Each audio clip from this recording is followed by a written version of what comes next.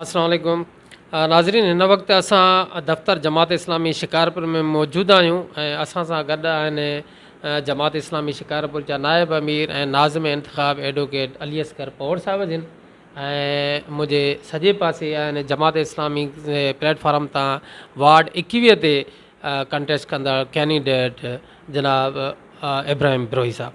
अस्सलाम वालेकुम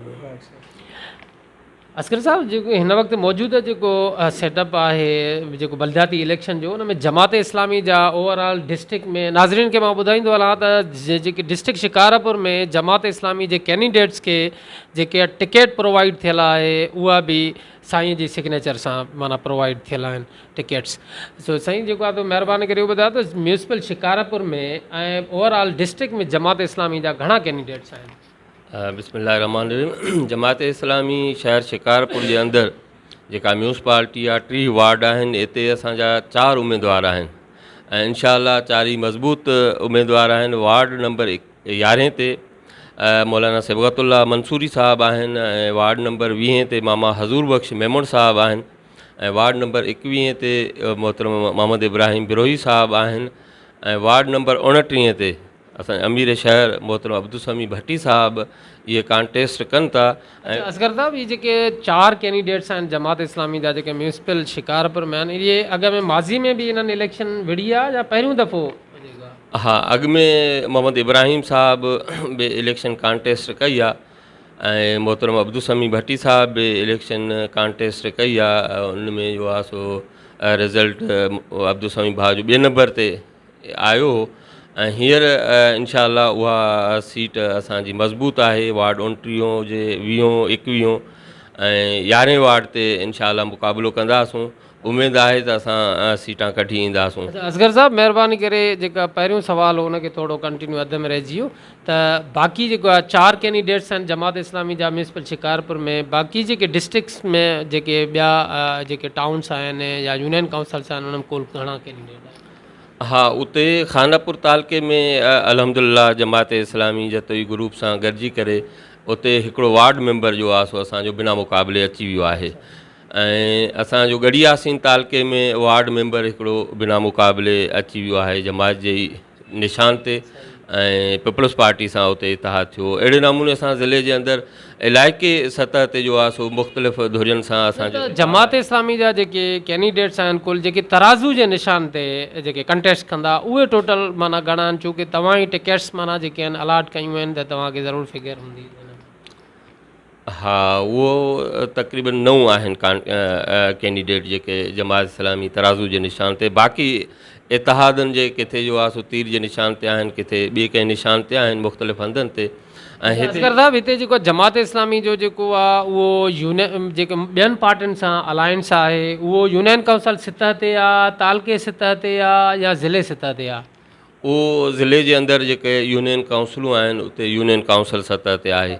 अलबत्ता शहर जे अंदरि मुख़्तलिफ़ धुरियुनि सां असांजी ॻाल्हियूं हलनि थियूं। PTI सां बि ॻाल्हि ॿोल हले पई, पीपल्स पार्टी जा दोस्त बि असां वटि अचनि था मुख़्तलिफ़ वार्डनि जे हिसाब सां।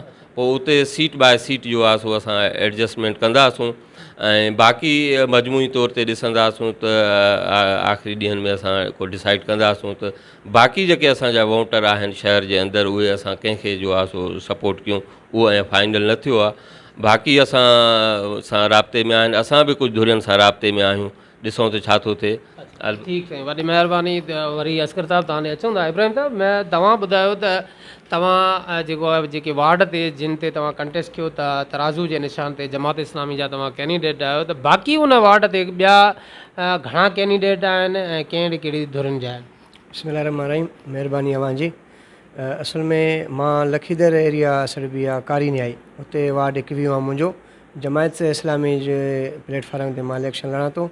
उते मदे मुक़ाबिल 6 उम्मीदवार असां जाते विढ़ूं था इलेक्शन। उते PTI बि आहे, पीपल्स पार्टी बि आहे ऐं साईं खे चवां हिकिड़ो किताब जो कैंडिडेट आहे, 2 आज़ाद आहिनि, टोटल 6 आहियूं। पोइ वोटनि जो तादादु आहे वार्डनि खे इन दफ़े कंहिं ॿिए तरीक़े सां तक़सीम कयो अथऊं। पहिरियों वार्ड हुयो 14, हाणे हुन वार्ड 14 खे 2 टुकुर करे 21 ऐं 13 वार्ड कयो अथऊं। जेको असां वारो 21 वार्ड आहे उन में 3704 वोट आहिनि पोइ अलहमदिल्ला असां वर्क जारी आहे इंशाल्लाह इहा इब्राहिम साहब त जेको आहे माज़ी में जेको आहे तक़रीबन जेको 3000 वोट आहे उन मां कंटेस्ट केतिरो वोट थिए थो ऐं माज़ी में तव्हां जेको आहे घणा वोट कया हुया? माज़ीअ में मां बीठो हुउमि वार्ड 29 ते, हुते मां 5 नंबर आयो हुउमि, मुंहिंजो 5 नंबर हुयो अलहमदिल्ला। ऐं सुठी असां हुते वर्क इब्राहिम साहब 5 नंबर त आया पर वोट कुल घणा तव्हां? वोट असांजा हुते मजमूई तौर ते 29 पिया, 29 तादाद पियो। पोइ हाणे जेको हिते वार्ड आहे 21 हिते अलहमदिल्ला इलेक्शन में ईअं थियो आहे इलेक्शन के जंहिंमहिल असां ॾिसूं था उनखे वोटर लिस्टनि खे अजीब हिकिड़ी वोटर लिस्ट खे ॾिसूं था त किन खे 17 साल थिया आहिनि गुज़ारे विया आहिनि उन्हनि जो वोट लिस्ट में नालो आहे, किन खे 14 साल थिया आहिनि उन्हनि जो नालो आहे, ऐं ईअं चइजे किन खे 1 साल थियो आहे उन्हनि जो बि वोटर लिस्ट में नालो आहे। पोइ इलेक्शन ऑफिस में अलाए छा थो थिए। इब्राहिम साहब जेतोणीकि अवां माज़ी में बि इलेक्शन कंटेस्ट कई आहे, हिन वक़्तु बि तव्हां कैंडिडेट तौर ते आयो जमात इस्लामी जे प्लेटफॉर्म ते, त तव्हां जॾहिं चओ था त ॿुधायो था त 29 या 30 वोट त इहे त तमामु थोरा वोट आहिनि। आख़िर माना जमात इस्लामी एॾी सारी मुतहरिक तनज़ीम आहे, उहा हिकिड़ी वॾी मरकज़ी तनज़ीम आहे, उनजो वॾो हिकिड़ो किरदारु आहे, त इहे हिन दफ़े बि जेकॾहिं तव्हां 50-100 वोट खणो त उनजो त को फ़ाइदो ई न आहे न।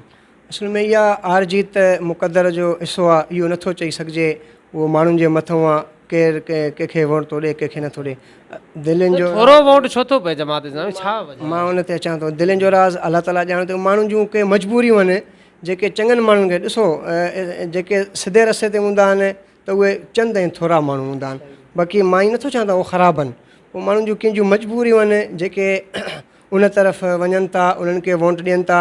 ईअं चइजे त को नौकिरीअ जे लालच थो थिए, को साईं खे चवां थाणनि जे ऑफिसनि में कमु कार, को साईं असांजी बदिली थींदी, असां हेॾे हिमायत कयूं। इहा जमायत इस्लामी में इहा न आहे। तव्हां ॾिसो जमायत इस्लामी आहे सियासत, असां आहियूं चंद। इब्राहिम साहब जेको आहे ज़ाती तालुकात हूंदा आहिनि, दोस्तियूं हूंदियूं आहिनि, कुझु के माना मिटूं को 50-100 त इंसान त हर माण्हू जा दोस्त बि हूंदा आहिनि, दोस्त दोस्तनि ते साथ ॾींदा आहिनि, त सिर्फ़ु इहे माना मफ़ाद ऐं पार्टियूं बि त न। तव्हांखे उहा ई लफ़्ज़ ॿीहर चवणु थो चाहियां त असां चंद ऐं थोरा।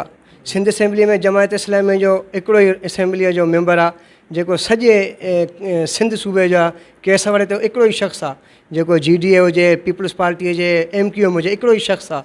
सभिनी जो केस सिंधियुनि जो सिंध सूबे जो हिकिड़ो ई वड़े थो।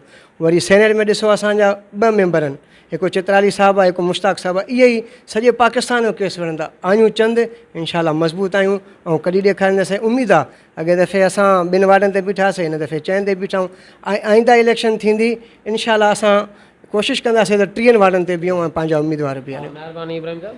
असगर साहब, जमात इस्लामी हिकिड़ी वॾी पुराणी तहरीक आहे, तनज़ीम आहे, ऐं जमात इस्लामी जो नाज़रीन खे मां ॿुधाईंदो हलां त मां ख़ुदि बि पार्ट रहियो आहियां। त असगर साहब, माज़ी में जमात इस्लामी जे अंदरि असां इहो डिस्कस कंदा रहिया आहियूं त जेकी वॾी क़ौमी इलेक्शन आहे, जनरल इलेक्शन आहे, उन में तमामु घणो पैसो मफ़ादात ऐं घणो कुझु आहे। बलदियाती इलेक्शन निज माना ज़ाती तालुकात जे बुनियाद ते विढ़ी वेंदी आहे ऐं हिकिड़ो लोकल रूट गिरास ते माण्हू जा जेके तालुकात हूंदा आहिनि उहे वॾा असरअंदाज़ हूंदा आहिनि। जमात इस्लामी जा माण्हू उन वक़्तु चवंदा हुया त असांखे चूंकि माना रूट गिरास ते माण्हू घणे तइदाद में सुञाणंदा आहिनि। उन दौर में बलदियाती इलेक्शन जेको फ़ाल न हूंदो हुयो ऐं जमात इस्लामी इन इंतज़ार में हूंदी हुई त जॾहिं बलदियाती सेटअप माना फ़ाल थिए त असांजो माना बहितर रोल माना जेको आहे ज़ाहिर थींदो। त नतीजे में हिन वक़्तु मुंहिंजे ख़्याल में 2 टर्म 3 टर्म माना आहे, वेझो वेझो आयो आहे। हिकिड़ो मुशरफ वारो टाइम हुयो, पुठियों टाइम हुयो नाज़मी वारो, वरी चेयरमैन आया, वरी हींअर जेको आहे थोरे टाइम खां पोइ वरी इलेक्शन थी आहे। त अव्हां जा कैंडिडेट जेके तव्हां ॿुधायो था पूरी डिस्ट्रिक्ट में 30 वार्ड आहिनि शिकारपुर में, उते तव्हांजा 4 कैंडिडेट आहिनि। 55 यूनियन काउंसल्स आहिनि जिते हर यूनियन काउंसल में पैनल आहे, मुंहिंजे ख़्याल में 4-5 उमेदवारनि जो। उते तव्हांजा जिते हिकिड़ा 500 जॻह ते तव्हांजा कुल 10 कैंडिडेट आहिनि, त इहो छो भला? बिस्मिल्लाह रहमान रहीम। तमामु ज़बरदस्त कमांडो तव्हां अहम सुवाल कयो आहे। ही लोकल बॉडीज़ जो जेको इंतिखाब आहे उहो लोकल माण्हुनि जो आहे, बिरादरी लेवल ते आहे, इलाइक़े लेवल ते आहे, न कि सियासी ऐं जेके मुअसर बाअसर माण्हू आहिनि उन्हनि जो इंतिखाब आहे। उहे नेशनल असेंबली हुजे, प्रोविंशनल असेंबली हुजे, उहो इंतिखाब न आहे। हे लोकल माण्हुनि जी लोकल बुनियाद ते चॉइस आहे ऐं हिननि जी जेका ज़िमेदारी आहे काउंसलर जेके चूंडिजी ईंदा या नाज़िम चेयरमैन चूंडिजी ईंदा उन्हनि जी ज़िमेदारी बुनियादी तौर ते इहा आहे त लोकल लेवल ते जो आहे सो सफ़ाई सुथराई जो निज़ाम हुजे, ड्रेनेज जो निज़ाम हुजे, लाइट जो निज़ाम हुजे, उनखे बहितर खां बहितर बणाइणु इहा बुनियादी तौर ते ज़िमेदारी आहे। हिते बदक़िस्मती सां असां उमेदवार त बीहारिया आहिनि ऐं अॻु में जेको मोहम्मद इब्राहिम जी ॻाल्हि थी त मोहम्मद इब्राहिम ॿिए वार्ड में बीठो हुयो जेको उन जे लाइ नओं वार्ड हुयो। हींअर जिथे बीठो आहे उते जो आहे सो 24 कलाकनि मां 20 कलाक उते वक़्तु ॾिए थो ऐं सरगर्म आहे, हार्ड वर्कर आहे ऐं उमेदु आहे त हितां हिन पाड़े इलाइक़े जा माण्हू उनखे जो आहे सो पसंदि कनि था, चॉइस आहे उन्हनि पाड़े जे माण्हुनि जी।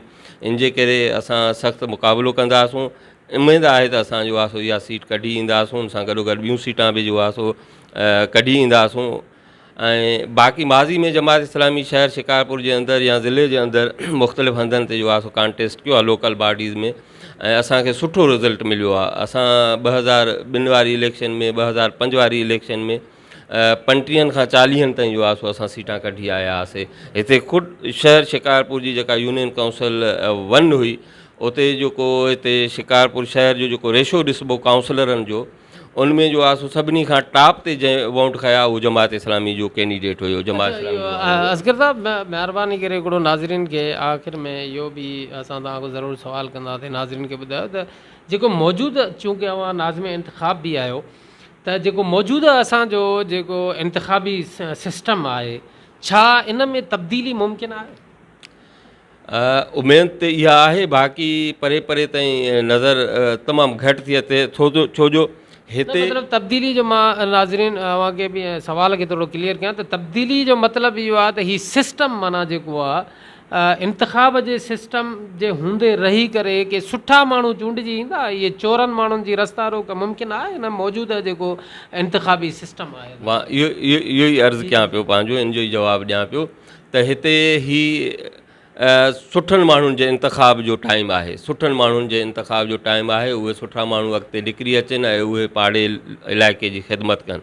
पर बदक़िस्मती सां हिते जेका शइ ॾिठी वई आहे जेकॾहिं को मुख़ालिफ़ कैंडिडेट आहे उन जी जेकॾहिं वर्क हले थी त माण्हू जेके स्क्रीन ते अचनि था त उन्हनि खे थ्रेड्स मिलनि था। इहा पार्टीज़ जे बुनियाद ते थ्रेड्स मिलनि था, बंगुलनि जे बुनियादनि ते थ्रेड्स मिलनि था। मां सम्झां थो इहा क़ाबिल मुज़म्मत जोगी ॻाल्हि आहे ऐं असां हिन वक़्तु हुकूमत थ्रेड्स जी ॻाल्हि जेसिताईं तव्हां असगर साहिबु कयो था, जमात इस्लामी जा 4 कैंडिडेट आहिनि, तव्हां पाण ॿुधायो कंहिंखे थ्रेड्स मिलिया आहिनि, कंहिंजे तरफ़ां मिलिया आहिनि? हा, जेके असांजा सपोर्टर आहिनि ऐं मुख़्तलिफ़ माण्हुनि जे थ्रू इहे थ्रेड्स मिलनि था, कॉल जे थ्रू मिलनि था, फेस टू फेस मिली करे भई हिननि जी छो था सपोर्ट कयो। असां उन जी मुज़म्मत बि करियूं था ऐं इलेक्शन कमीशन खां इन जो नोटिस वठण जी जो आहे सो घुर कयूं था तव्हांजे चैनल जे तवसत सां त इन जो नोटिस वरितो वञे ऐं इहे थ्रेड्स जेके वोटरनि ऐं सपोर्टरनि खे मिलनि था उन्हनि खे जो आहे सो रोकियो वञे ऐं उन्हनि जे ख़िलाफ़ु कानूनी असगर साहब महिरबानी करे थोरो नाज़रीन खे इहो बि आगाह कंदा हलो त जेको कल्ह तव्हांजी जेका आहे PTI ज़िले जे सदर सनी संजराणी साहिब तव्हांजी का मुलाक़ात थी आहे उन में कहिड़ियूं ॻाल्हियूं तइ थियूं आहिनि? हा, उहो सनी साहिबु PTI जे तरफ़ां उहो ज़िले जो सदर आहे, उहो असां वटि आयो, हिते ई दफ़्तर ते आयो ऐं उन जी ख़्वाहिश हुई त जमायत सां गॾिजी करे जो आहे सो असां हिक ॿिए जी सपोर्ट कयूं। तव्हां त पीपल्स पार्टी खे टफ टाइम ॾियूं। असांजी इहा ख़्वाहिश आहे त पीपल्स पार्टी हिन मुल्क हिन सूबे जो ॾेवालो कढी छॾियो आहे, पर तंहिं हूंदे बि जेकॾहिं की पीपल्स पार्टी में सुठा माण्हू अॻिते निकिरी अचनि था त असां उन्हनि खे बि वेलकम कंदासूं। जेकॾहिं ॿिया के दोस्त सुठा माण्हू निकिरी अचनि था ऐं हिकिड़ो क़ाबिल ऐं महिनत कंदड़ दोस्तनि जो जेकॾहिं ऐवान जुड़ी थो अचे म्यूनिसिपल जो त असां उनखे ख़ुशाइन बि सम्झंदासूं। असगर साहिबु माना आख़िर तइ त कुझु थियो हूंदो न जेको आहे उहो त ठीकु आहे, पर तइ छा थियो PTI जे हुन सां? हा, ॻाल्हियूं ऐं जारी सारी रहंदियूं। अॻु में बि जो आहे सो सनी साहिब सां राब्तो हुयो, उन जो असां सां राब्तो हुयो ऐं आईंदा जे लाइ बि जो आहे सो उन राब्ते रखण जी जो आहे सो विचन कयोसीं। सो असां जूं कुझु ख़्वाहिशूं हुयूं, डिमांड्स हुयूं, कुझु उन जूं जो आहे सो ऑफर्स हुयूं। सो इहे अॻिते हली करे जो आहे सो कंपाउंड कंदासूं त किथे असां PTI जी सपोर्ट करे सघूं था। जमात इस्लामी जे तरफ़ां मेजर माना जेके डिमांड्स कहिड़ियूं हुयूं? असां जिथे कॉन्टेस्ट कयूं था त असांखे उते सपोर्ट कई वञे, ऐं जिथे असां PTI जा दोस्त बीठा आहिनि त असां उन्हनि खे उते सपोर्ट कंदासूं। असांजे चइनि वार्डनि खां हटी करे, छो जो जमात इस्लामी शहर शिकारपुर में मुख़्तलिफ़ वार्डनि जे अंदरि जो आहे सो वोट रखे थी, ऐं असांजा कारकुन मौजूदु आहिनि, असां वोट कंदासूं। वॾी महिरबानी तव्हांजी असगर साहब। इब्राहिम साहब तव्हांजी बि वॾी महिरबानी, तव्हां महिरबानी।